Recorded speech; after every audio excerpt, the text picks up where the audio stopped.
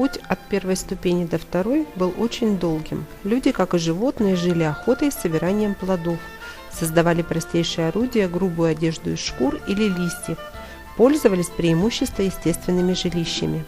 Принципиальным шагом к цивилизации было возникновение земледелия и скотоводства, которое у самых передовых племен Западной Азии произошло около 10 тысяч лет назад.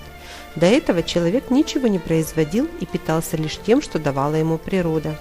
Теперь он сам выращивал растения и животных, меньше голодал и меньше зависел от капризов природы. Жизнь стала более сытой и безопасной. Потом человек научился делать глиняную посуду и кирпичи, научился ткать одежду из растительной и шерстяной ткани, а затем добывать и обрабатывать металл. Он начал создавать орудия труда из меди и бронзы. Также человек научился делать оружие.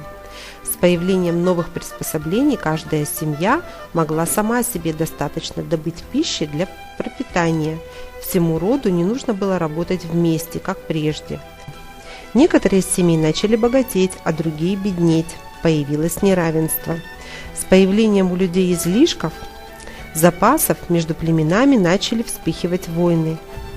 Важные должности теперь могли занимать лишь люди, которые происходили из знатных семей. Неважно было, какой у тебя опыт и заслуги.